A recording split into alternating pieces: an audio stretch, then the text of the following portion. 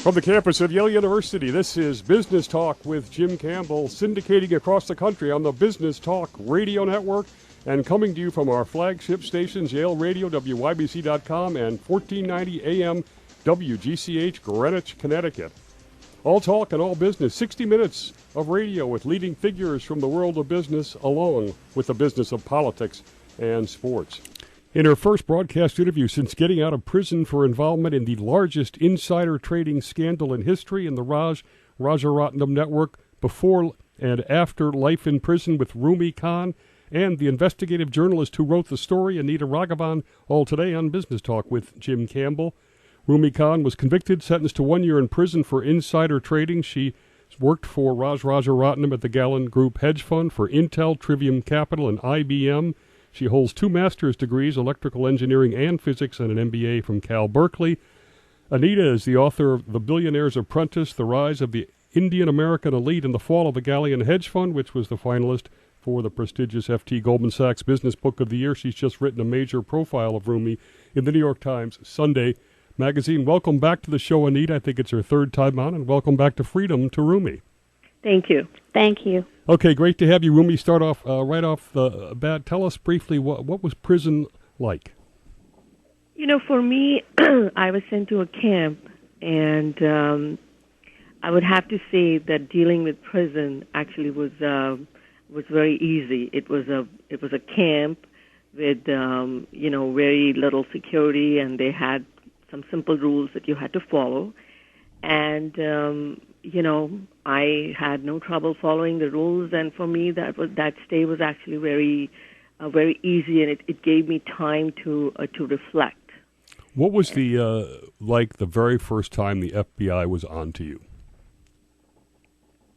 You know, unfortunately, when the FBI came to me in 1999, and then they came to me in 2007. Both the time, the position as their target was Mr. Raj Rajaratnam. And in some ways, that, made me less scared because up front, they emphasized that a lot. And they positioned it as they needed my help and assistance in, trying to criminate him. And they also positioned it as, it would make things a lot easier for me. So I think because they positioned it in that manner, I handled it well. Okay, let me ask now the $64,000 question, the why you did it question. We went over your credentials, basically 3 master's degrees, an expert in trading and researching stocks by then. Obviously, big risks given you had been caught once. Why did you do it? Well, I think that the first time I really wasn't trading myself that much. It was more I was feeding information to him, trying to get a job. That was, I was trying to break into the business, and at that time I didn't even know the laws that much. I actually didn't even know it was illegal to be trading like that. And in fact, I was not involved in trading myself. I was feeding him information. Unfortunately, the second time when after I went through that whole thing, I think the fact that they did not push forward with Mr. Raj Rajaratnam, and also I was working with Wall Street, and just it was a very prevalent practice, at least with the people that I came across. And I think that as much as I wanted to avoid seeing so many people, most people, engage in that behavior, and saying, the narrative is that, come on, the law is stupid, there is no victim, and all we're doing is doing what everybody else does. You work super hard to be ahead of everybody else. And I think with that narrative, it's easy to fall prey to it. Okay. And I'm not defending it, unfortunately, but at least that's what happened to me. Okay, tell us the remorse you feel at this point in time.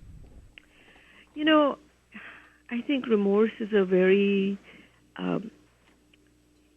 what I feel is not describable, because it's not a remorse. I think your life, as you know, changes forever.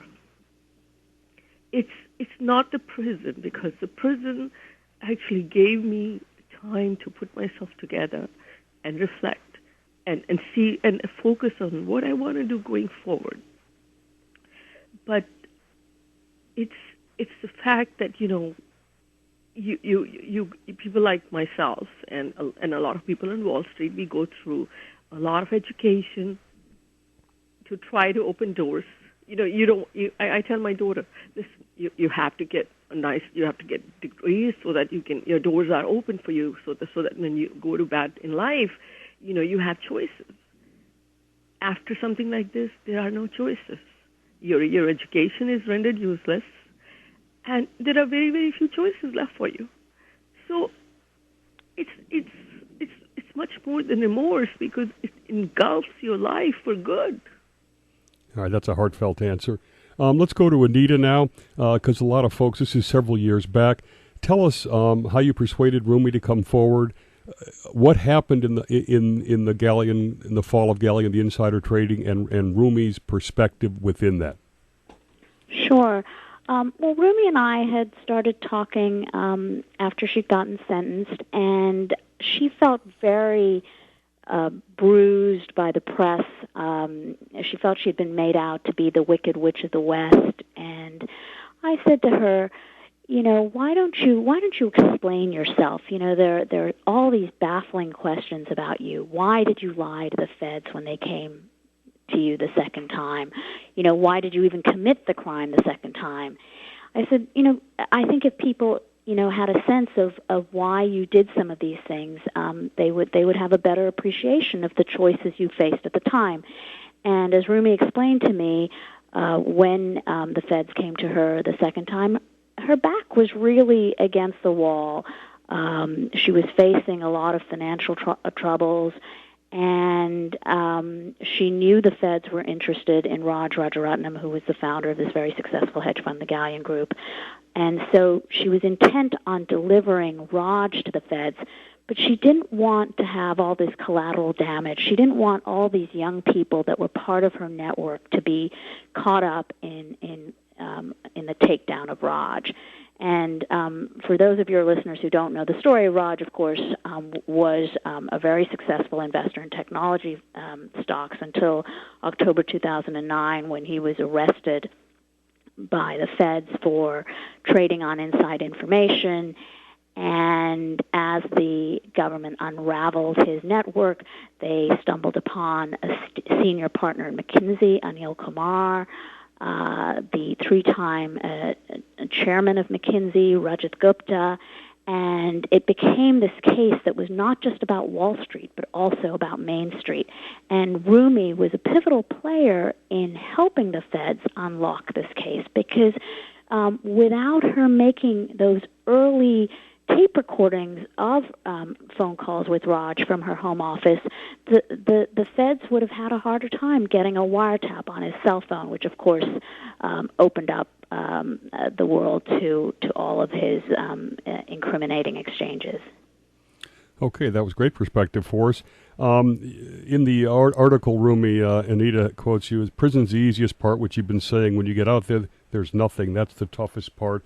Tell us exactly what you're doing now and how you're a changed person in the last minute of this segment. Well, I think now, right now I'm not working. All I'm focused on is my daughter. I have a young daughter who's 15, and just helping her through her education process and make sure that she can get to a good college and build a life for herself. And I that's my primary focus, and just managing the house and feeling that I am paying my dues. I'm paying my dues every day. Every day that I have to that I'm not working, for which I prepared all my life so that I can take care of myself. I can financially take care of myself. Right now, I'm dependent on my spouse, and like I said, every day is a reflection for me, and hoping that I am, it's the road to absolution. This is Business Talk with Jim Campbell, coming to you from the Biz Talk Radio Network, over 300 stations across the country, and you can go to biztalkradio.com to find the station closest to you, to listen over the internet, and to access our archive of podcasts. You can follow us on Twitter at Campbell Biz Talk, Campbell BIZ Talk. Coming next, the path to insider trading.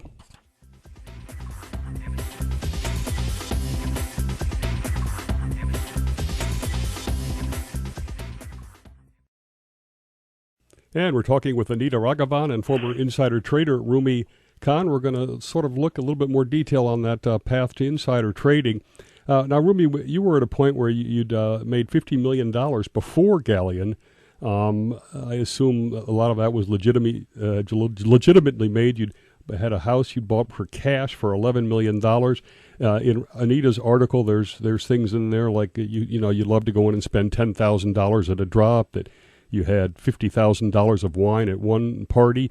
In retrospect, does that kind of look like, the whole greed is good kind of thing?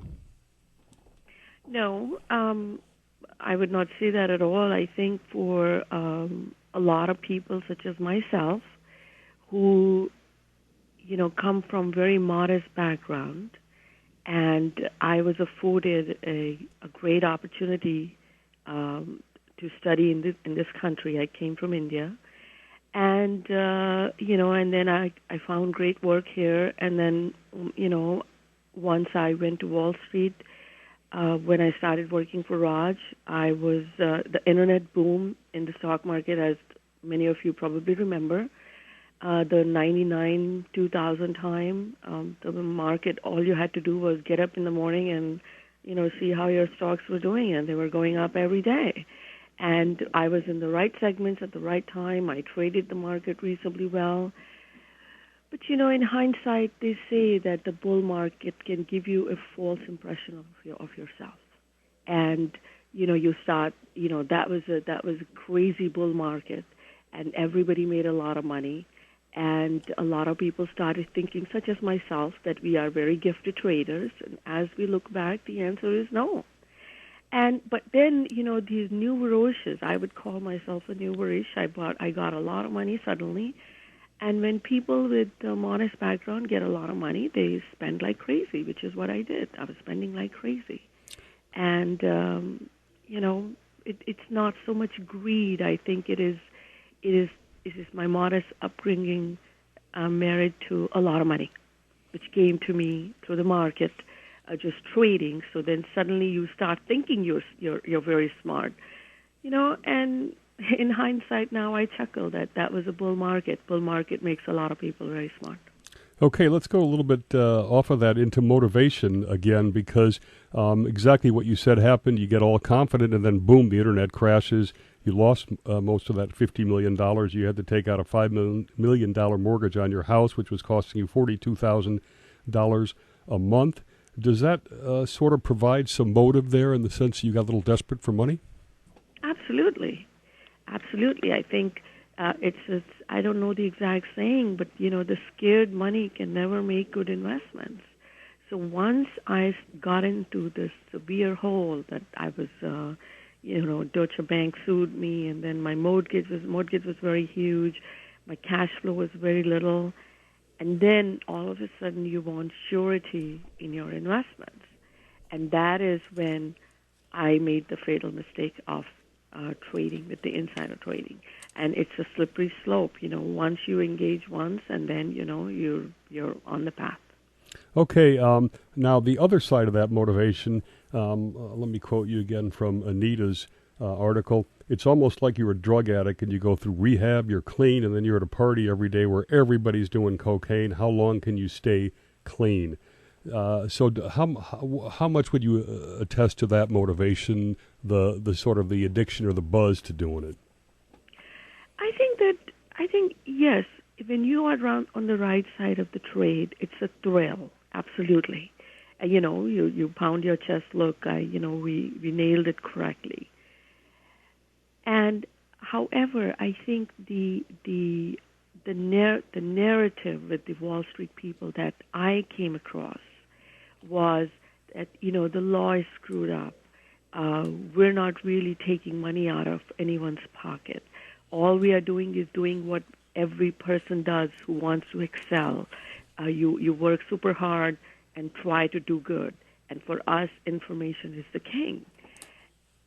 But to that comment, what I was trying to say was that the people I came across when I was working on Wall Street was everybody was engaged in this behavior, and a lot of people were egregiously, exchanging this information and freely trading with it without really feeling they were doing something really wrong. In their mind, the narrative was that the law is screwed up and we are not stealing from anybody.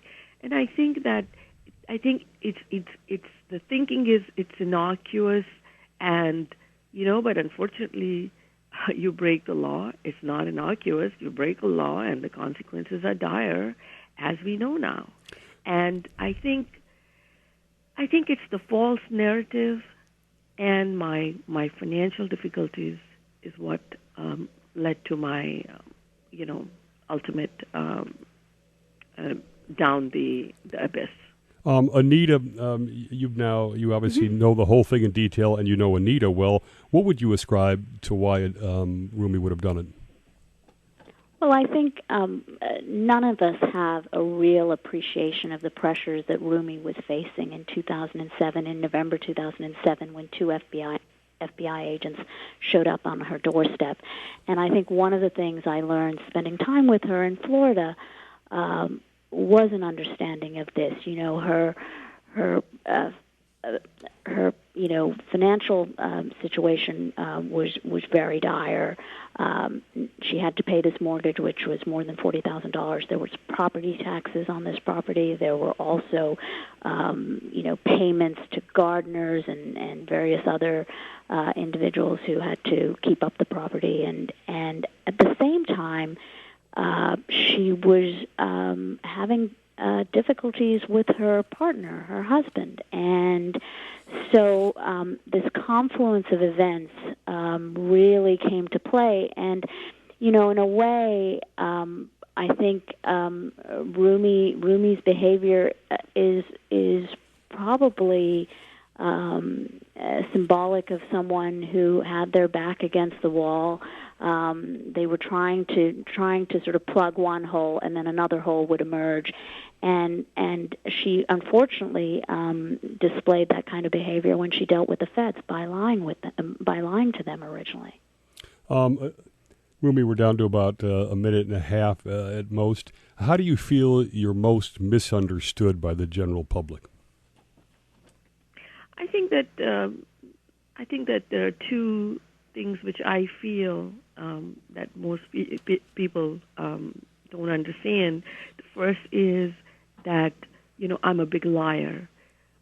I did not lie for myself. I admitted to my doings very early. My lies were to shield other people. And the second thing is, am I remorseful? Am I remorseful after being tormented with this for 7 years and still counting? It's a very rhetorical question. Am I remorseful? Because not a day goes by when I don't think about how it has led me to where I am today. Business Talk with Jim Campbell, Sundays 10 to 11 a.m. Eastern, again 10 to 11 p.m. Go to biztalkradio.com to listen. Coming next, some more insider trading.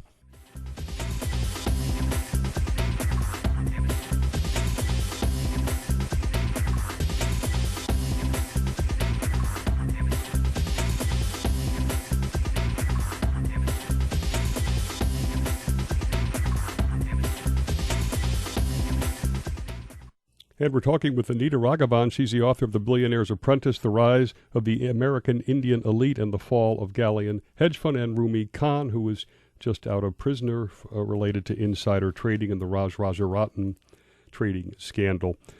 You've said this a couple times now, and I want to explore it, Roomy. You said everybody's doing this. When you mean everybody's doing this, I mean you're not just talking about Raj's network. You think this was pervasive? To what degree on Wall Street?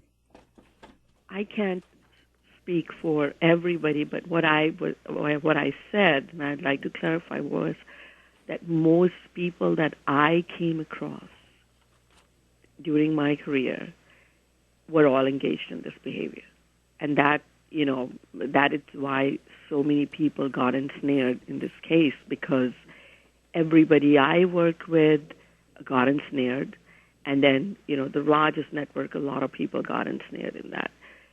At that time, that was my experience. I can't say the whole Wall Street. No, I can't point. I can't say that. But in mine, most people that I came across were engaged. So I think the behavior, if you want to extrapolate from that sample set, I would say this behavior was very pervasive at that time. Okay, let's talk. Jim, if I could jump in. Sure, go ahead. I think the fact that when the feds arrested Raj Rajaratnam in October 2009, they also arrested a senior partner at McKinsey, a man who they later charged with actually receiving nearly $2 million from Rajaratnam for insider tips, shows you just how widespread a practice this was before the crackdown by the U.S. Attorney for the Southern District, Preet Bharara. It was not just happening on Wall Street. There were individuals at some of the most respected organizations in this country, McKinsey, for instance, that were engaging in this kind of behavior. Okay, let's talk about Raj for a second. Here's a guy that was brilliant and yet was completely exposing himself on phones, etc. Now, he may not have known he was wiretapped, but he certainly should have suspected. Why would Raj have done this and been so blatant, Roomy? I think that to him winning was, I'm just, it's a conjecture. I do not know, why he did it, but if I were to guess, I would say for him, winning was his aphrodisia. It was not money. He liked to just win. And every time he nailed these things on a big scale, it was his aphrodisia, and it was, he enjoyed it. I remember he used to joke with me, so who's wearing the pants here, And he would banter. Our bet now was, okay, who's winning today? And so I think it was beyond money for him, I would say. Okay, Anita, you studied Raj's actions very much, and you talk in your book about how just he's brilliant at manipulating people. In what way do you think he pressed Roomy's buttons or manipulated her? Well, I think in the late 90s, he sensed that Roomy was stuck in a dead-end job at Intel and wanted to get out of it. She wanted to work on Wall Street, and he forged connections with her. When she said to him, I'm a Punjabi Indian, he said, oh, goodness, my wife, Asha, is also Punjabi Indian, and he forged a friendship. Later, in 2005, when he reconnected with Roomy, again, he sensed that Roomy was in desperate financial circumstances, and she wanted a higher-paying job, perhaps a return to Galleon, and he started toying with her for a second time. So I think he was one of Raj's greatest strengths, I would say, was being street smart, knowing which buttons to push and when. Roomy, you were known as the woman who ratted out Raj, the narc in the Galleon bust. What did it feel like to be at the center of that frenzy, and how fair do you think that was to you? I think that I was, the word I like to use was I was lynched by the media. And I blame myself also because my lying made me a very easy target. And, and I'm not sure if me being a woman had something to do with it, too, because, an Asian woman, how dare you? How dare you do this? So I don't know what all played to it, but I think I was I was attacked by the media very viciously. And you know what? I had no choice. In fact, when I tried to cover up people, I was attacked even more, and almost people thought I was crazy and insane. So I think that, in fact, I tell Anita sometimes that I never like to Google myself because I see there's so much negativity, and I don't understand because it's like it's not like I was the person who got everybody involved in this thing. No, I was just a player with everyone else. And all I tried to do was, when the feds descended upon me and they pressed me really hard, all I did was try to protect myself. And mind you, it was not like I walked away unscathed. I was not only lynched by the media, I actually had to go to jail. I had to go to prison after cooperating with the feds for 7 years, helping them crack the biggest insider trading case. I helped them with how the network of information works and, everything.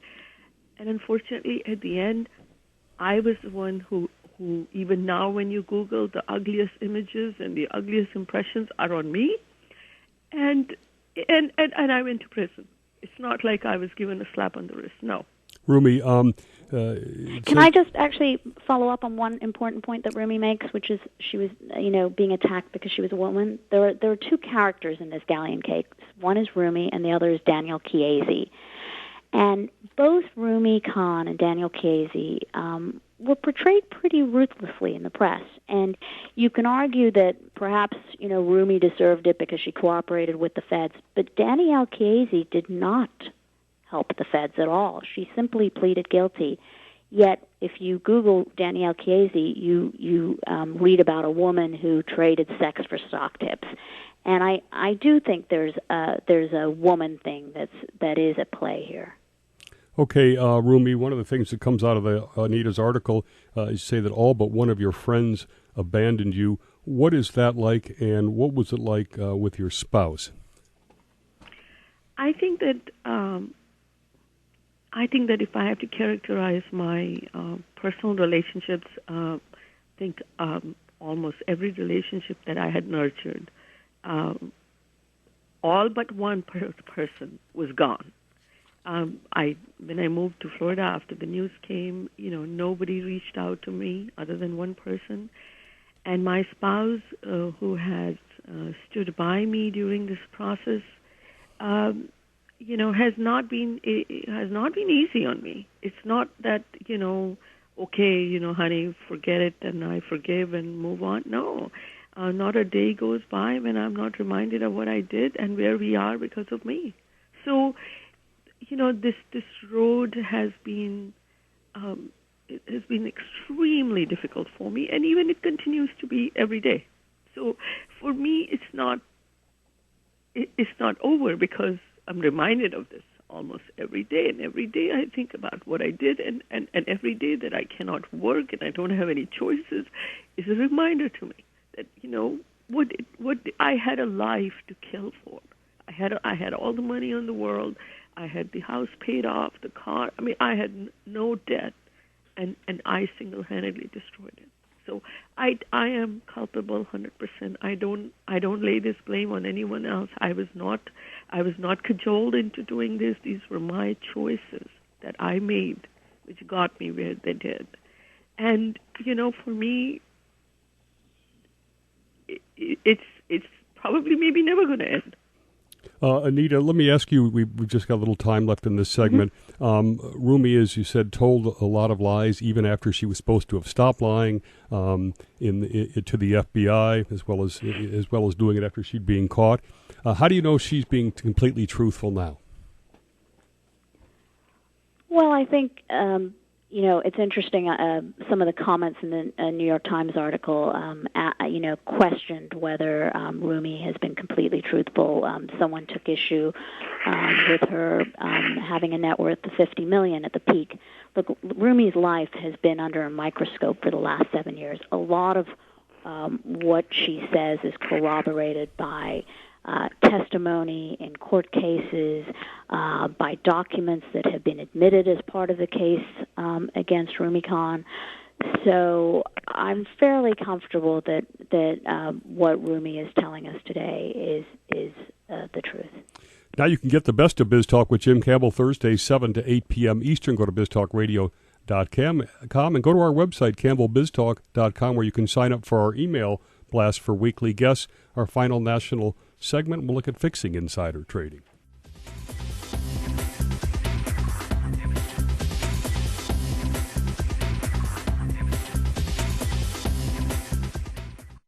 We're talking with former insider trader Roomy Kahn and author Anita Raghavan.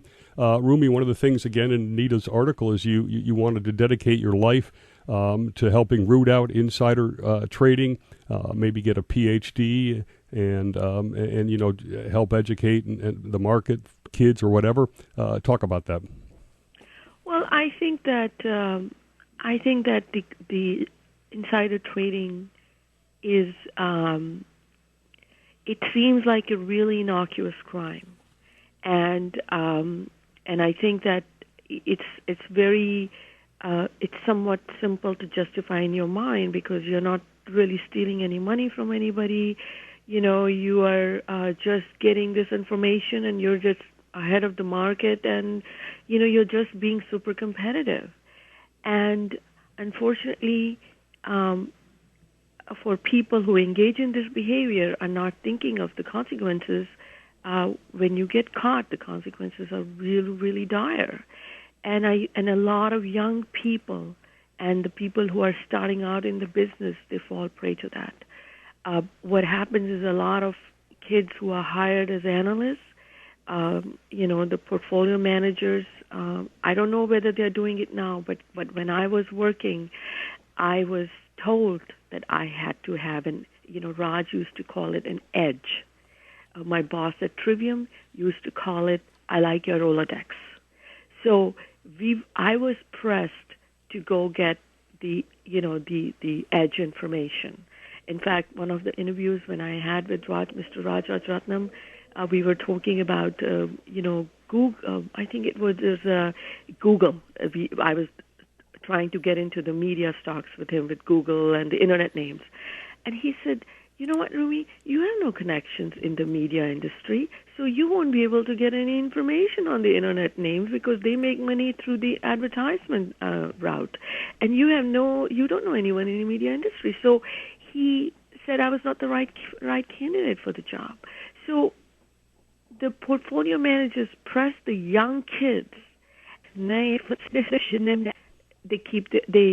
The blame is dumped on the kids, and a lot of times the portfolio managers can walk away. So I think that it's the younger kids who are at risk of falling prey to this and paying a very, very big price, because once you are ensnared in this, your life, as you know, is over. There is, this is, sometimes Anita says, oh, you know what, this is America, and you can make a comeback. No, I don't think so. I think that it is a very ruthless society. Not just this one. I think in general, most people are very sanctimonious in when they are judging other people. And it's like, and a lot of people who like myself, who work in this field, are usually highly educated. They go through a lot of education to get to these jobs. And once you go this route and you go through the government, there are no doors for you. There is I cannot even get a teaching job. I mean, not even I have four masters.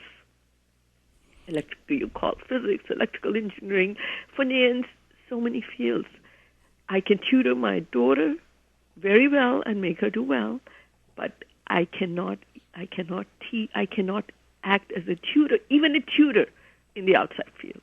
So that is how. So what are my choices? Become a teller somewhere, or work in a store, or become a car salesman. These are the choices I'm facing. So I think that it is the younger kids who need to be warned of what it can do to you. You are studying at Harvard and you get a job at the top hedge fund, and guess what? When you get caught, your life, as you know, is over. And there is no glamour. There is no. Like I said, the choices are really very, very, very few and far in between, if there are any. And I consider myself to be a lucky one because, I'm not homeless. I have a home. I have a spouse who has stood by me, and I'm grateful for that. And I didn't have to start working in a grocery store. I have taken time to try to, see what I can do. A lot of people don't even have that choice. So it's like, I think that when I say I want to, do a PhD, my goal is really to see if we can develop some tools to identify and detect this behavior and preempt it. And I think that, if I'm talking to the young kids, my life is an example of what not to do, because I had everything what a young trader wants. I attained that top of the hill status, financially, every way, and look where it took me. So it's a warning flag. Anita, just a short answer here, and it's probably unfair to ask you to be judgmental, but you've you know all these folks. Is Raj Rajaratnam an example of a bad guy who did bad stuff, and Roomy's an example of a good person who made a bad mistake?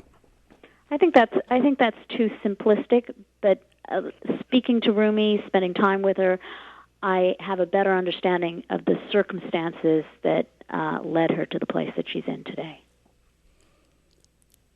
Okay, Roomy, can I elaborate on the last point? Okay, go ahead. I would not say Raj is a bad person or I'm a good person. No, I think we both made choice. We all make choices based on what works for us.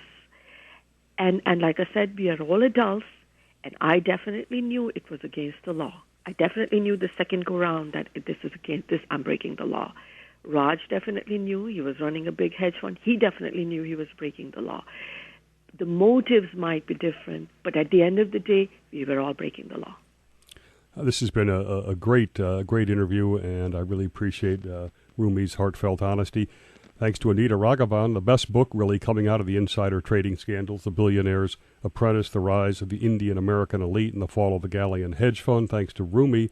It takes a certain amount of guts to come back out into America, and I'll differentiate you on one point. I think America does give second chances to folks that are genuinely remorseful, so don't give up there. This has been Business Talk with Jim Campbell. Podcasts available at biztalkradio.com, and you can search iTunes, Business Talk with Jim Campbell. Our next show, Business Insider Chief Correspondent Nicholas Carlson on whether CEO Marissa Mayer can save Yahoo in time. Now, if you're listening on our flagship station, stay with us as we go into overtime. More with Roomy Kahn and Anita Raghavan. Thanks to our national audience for listening. See you next Sunday on Business Talk with Jim Campbell.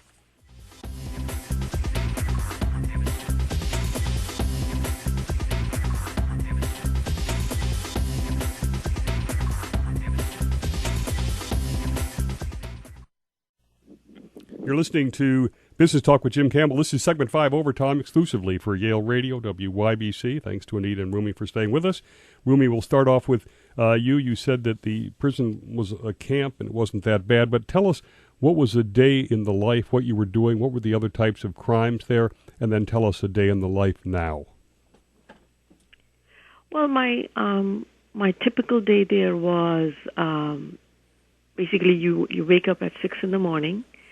And we had to, if you want to get your laundry done, then you take it to the laundry window, your clothes, and the breakfast is served between 6 and 7. And, you have your breakfast, and then we were actually free to be outside till 10:30. And there was a walking track there. And, some women would go to some kind of a work. Most of us had to do some kind of work. Whether it was cleaning, cleaning some areas or filing some papers or working in the kitchen or working in the laundry. We all had to do some work. I used to work in the rec there, for example, the recreation center there. And but other than that, if you're not working in the morning, then you're free till 6 till 10:30 to do whatever you want outside. However, before you leave your area, you had to make your bed by 7 o'clock. So your room had to be cleaned out, and you had to have your bed done, and everything has to look neat and clean, because they used to do inspection and kind of walk through and make sure everybody's room is tidy. It cannot be unmade bed and etc. And then we were free till 10:30. You come back, and the lunch is usually served around 11. You go for lunch, and then again you're free till 4 o'clock. Then you come back in at 4, and they used to do a roll count to make sure that no one has escaped during the day.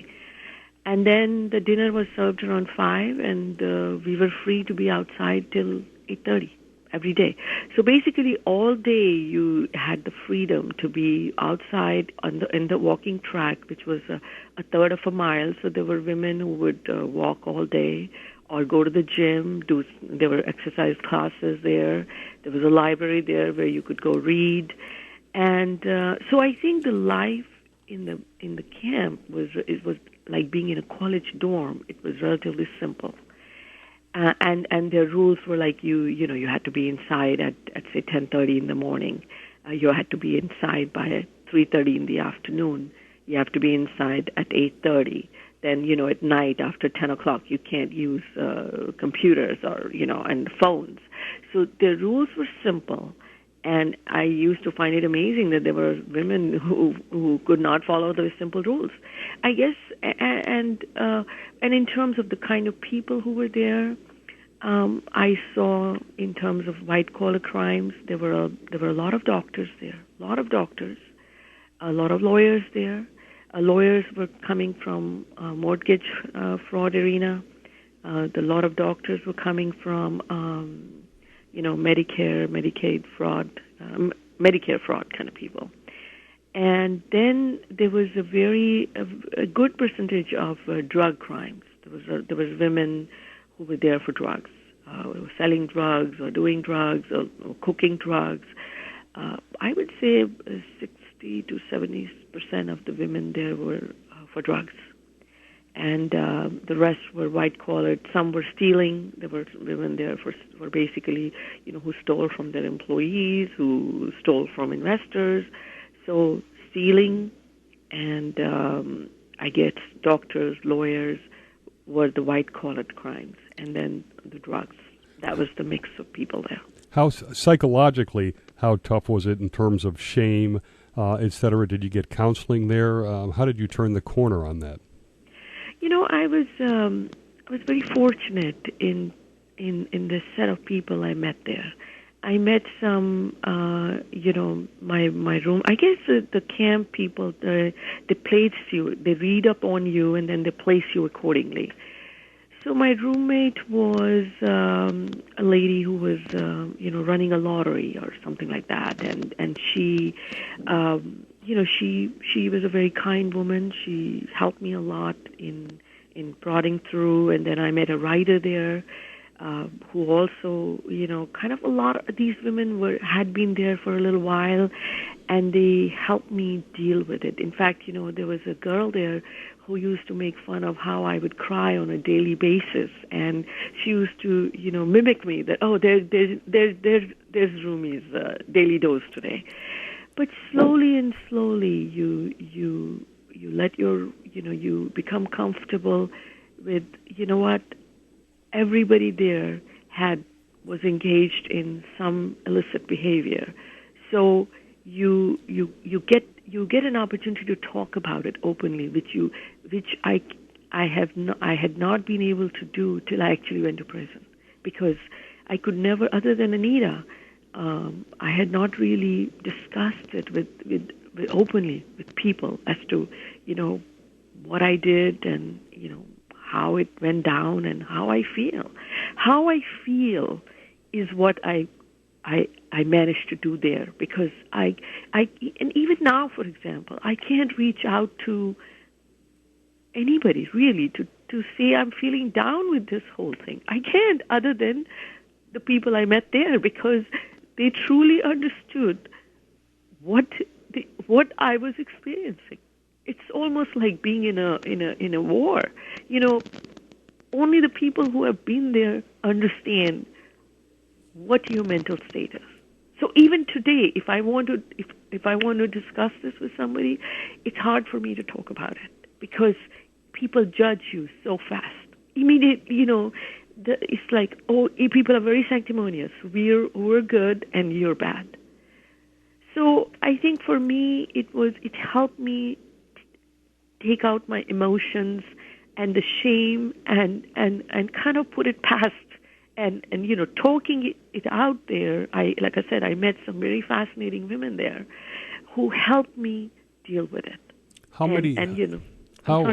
often did you get visitors? How many? Just your spouse? I think the only visit I got, I used to get visitors, including my spouse, on a regular basis, and my daughter. I would say at least once a month. So I was fortunate. There were women there who had really nobody for months at a time because of the distance. But I used to have visitors once a month.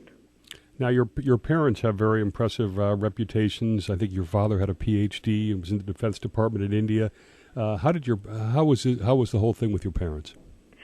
It was very hard for my parents, because in my parents' eyes, I was this super successful person, and they live in India, and their thought processes are not that broad, and for them, and this story, because of Galleon and all the Asians involved, it was plastered all over the newspapers in India. So my parents were subjected to the same shame and ignominy that I was here in the U.S. It's not like, it's on the web. It was all over the newspaper.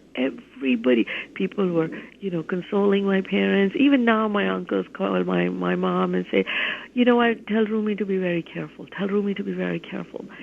As if, I after what, like I said, you put a gun on my head now and give me a trade with inside information, the answer is going to be no, because I have seen what happens. But so it was very, very hard for my parents. And my mother, being an Indian, sometimes tries to pin it on karma. She says, oh, Roomy, this was your karma. I said, no, it's not karma. It's my choices. I made really bad choices. And I can't blame karma. My karma was very good, because I had good genes, I got good education, and this country, United States, gave me a lot of very good breaks. So it's not karma. I made really bad choices, and I paid a price for that. Okay, what's it like now?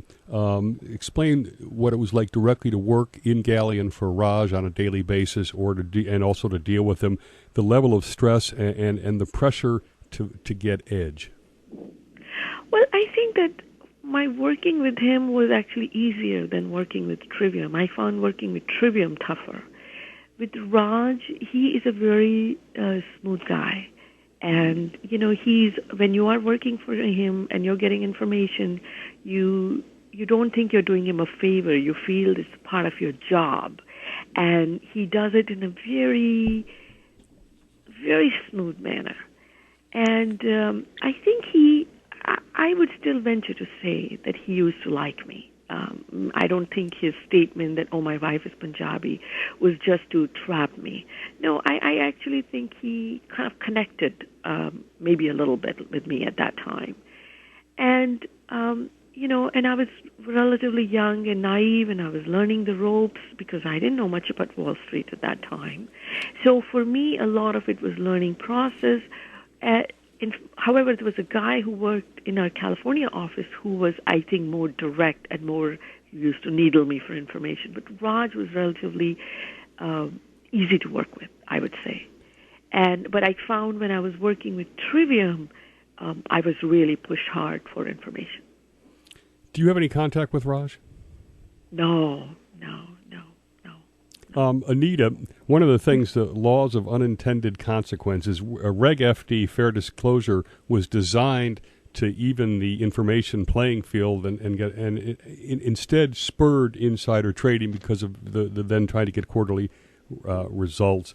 I want to get your comment on that, and do you think Preet Bharara has changed the insider trading culture for real?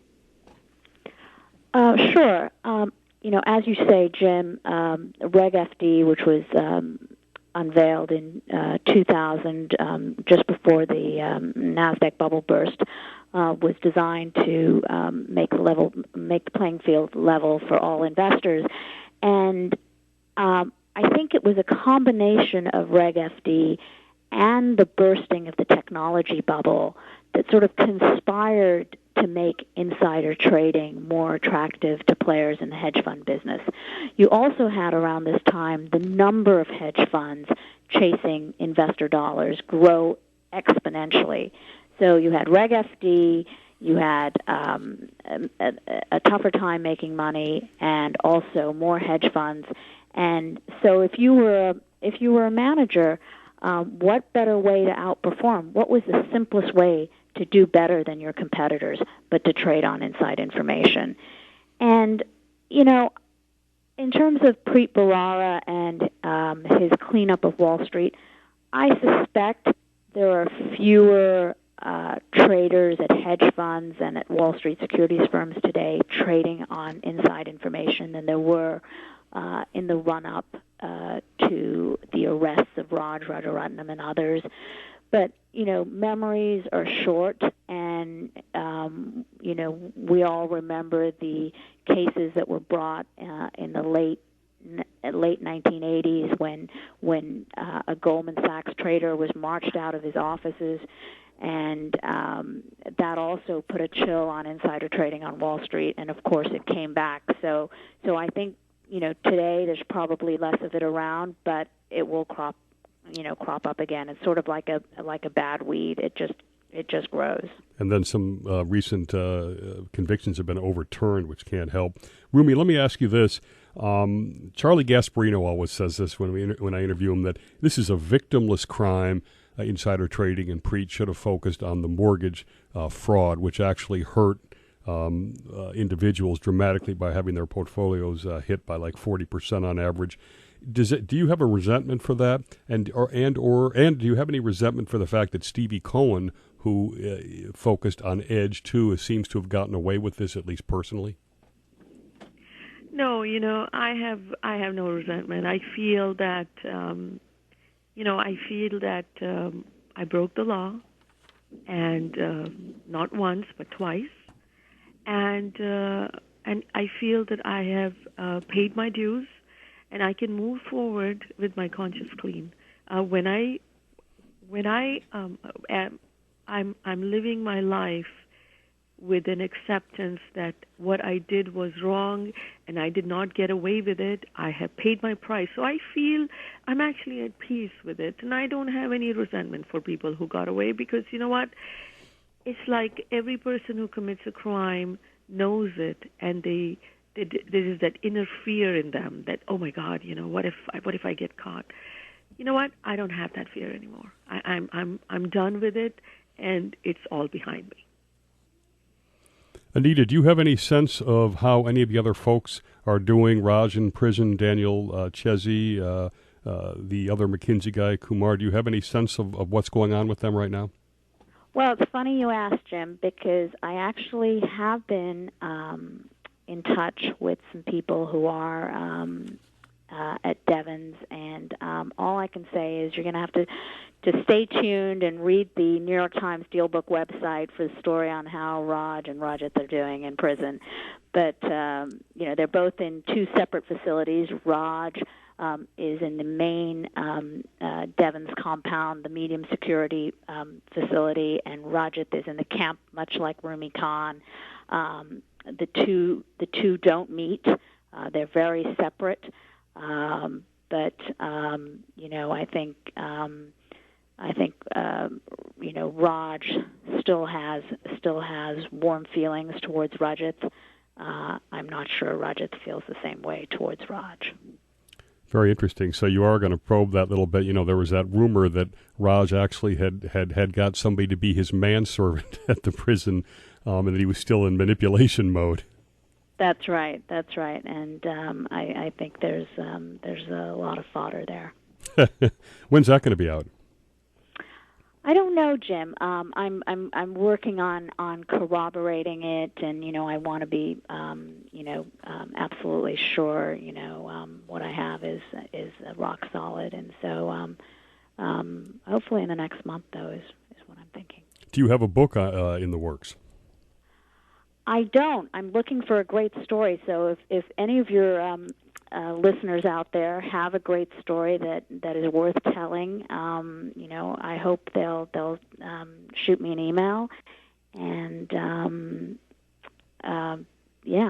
that's where I'm at right now.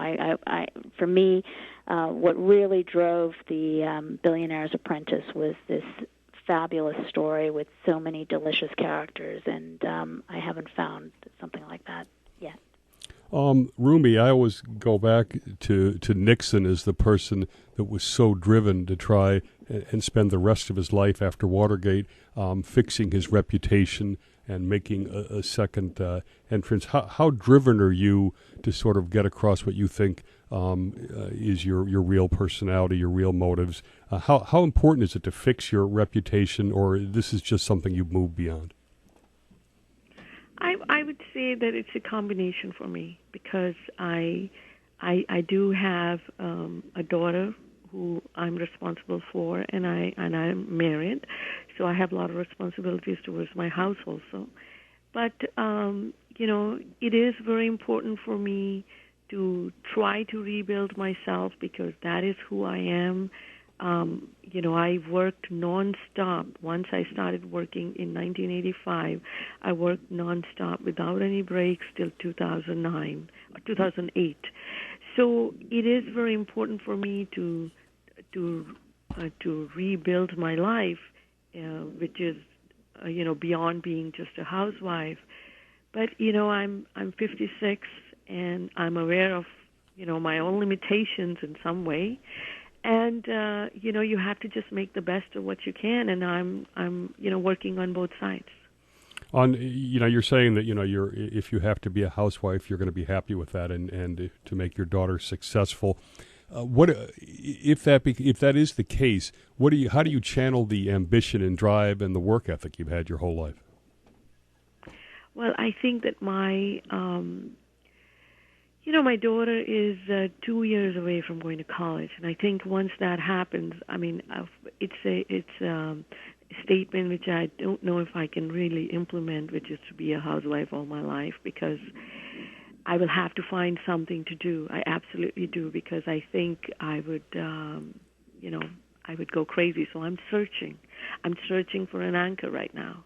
And, we'll see where I land. Not a day goes by when I don't think about what are the choices I'm facing and what I can do. And, when I came back from prison, the first thing I did was try to focus and, get through my exam and apply. And then, now I'm waiting to hear from schools and follow some of the leads I have received since Anita's article, and hopefully I'll land somewhere. So I'm actually more optimistic now. All right, great. And the last question, how's your daughter doing? How did she deal with this? She's dealt with it reasonably well. I think she had a really tough time when the story came in 2009, and she had a tough time in her school also. It affected her socially in her school, in her middle school. But I think over the past 2-3 years, she's grown now. She's in a different school, and she has, she's not ashamed of it, because, it's like, you kind of understand what happened, and you have to accept, and you have to move with it. And I think she has. She's shown a lot of maturity, and she doesn't dwell on it. She's a teenager, a typical teenager. She has, her own worries and the boys and the studies, and she's very occupied with her own life. And I think for her, this was a big trauma 2 or 3 years ago. It is not now. That's good. And since we're Yale Radio right now, make sure she applies to Yale. All right. Thanks so much. Campus. Thanks so much for being with us. I think folks can't help but get a deeper perspective of the nuance of this, and that that you're doing everything you can both to express remorse and to turn things around. Anita's book, again, is The Billionaire's Apprentice, The Rise of the Indian American Late in the Fall of the Galleon Hedge Fund, and we're going to look forward to her continuing to follow this story and hopefully what's going on up in that prison in Massachusetts. This has been Business Talk with Jim Campbell, nationally syndicated on the Biz Talk Radio Network. Again, the podcast of this 60-minute commercial-free version will be available after we get off the air at Yale Radio, WYBC.com. And again, it will also be on iTunes. Search Business Talk with Jim Campbell. Again, next show, Business Insider Chief Correspondent Nicholas Carson on whether Marissa Mayer is going to be able to turn Yahoo around in time. Thanks again to Roomy Kahn, Anita Raghavan. Thanks to our loyal Yale audience for staying with us. See you next Sunday on Business Talk with Jim Campbell.